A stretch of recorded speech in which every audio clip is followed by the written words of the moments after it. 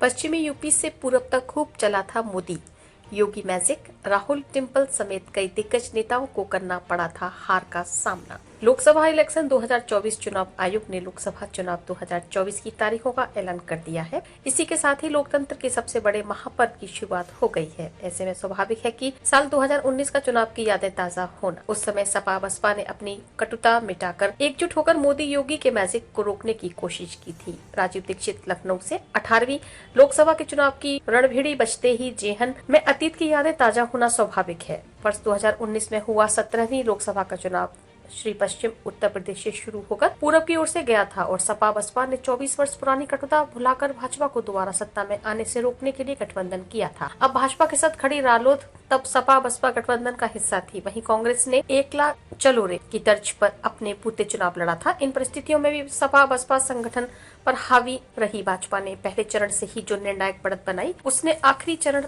पूरा होने पर उसकी झोली में 62 सीटें डाल दी थी, जबकि 2 सीटें उसके सहयोगी अपना दल एस के खाते में गई थी। भाजपा ने पश्चिमी यूपी में हासिल की थी 6 सीट। वर्ष 2019 में पहले चरण में पश्चिमी उत्तर प्रदेश की 8 सीटों पर 11 अप्रैल को चुनाव हुआ था। भाजपा ने 75% स्ट्राइक रेट के साथ इनमें से 6 सीटें जीती थी, जबकि सहारनपुर और बिजनौर सीट उनके हाथ से फिसल गई थी। इन 2 सीटों पर बसपा जीती थी। भाजपा की आंधी में रालोद मुखिया चौधरी अजीत सिंह को मुजफ्फरनगर सीट पर हार का मुंह देखना पड़ा था, तो उनके पुत्र जयंत चौधरी बागपत में पराजित हुए थे। वहीं गाजियाबाद सीट पर केंद्रीय मंत्री जनरल वीके सिंह ने 5 लाख से अधिक वोटों से जीत दर्ज की थी।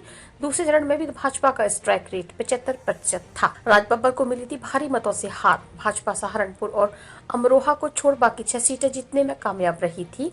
इन दिनों सीटों पर बसपा का हाथी चिंघाड़ा था। फतेहपुर सीकरी पर सीट भाजपा के राजकुमार चाहर ने कांग्रेस उम्मीदवार राजबब्बर को 4.95 लाख मतों से भारी अंतर से पराजित किया था। तीसरे चरण में पश्चिमी उत्तर प्रदेश की 6 सीटों को समेटे रुहेलखंड और तराई क्षेत्र की 10 सीटों में से भाजपा को 6 सीटों पर जीत हासिल हुई थी। सपा को इसी चरण की मुरादाबाद, रामपुर, संभल और मैनपुरी सीट पर सफलता मिली थी। बुंदेलखंड में भाजपा ने सुपड़ा किया था साफ। मैनपुरी का चुनाव सपा संस्थापक और सियासत के पहलवान मुलायम सिंह यादव के राजनीतिक जीवन की आखिरी चुनाव साबित हुआ था। चौथे चरण में तराई क्षेत्र के अलावा अवध और बुंदेलखंड की 13 सीटों में से सभी पर भाजपा विरोधियों का सुपड़ा साफ करने में कामयाब रही थी।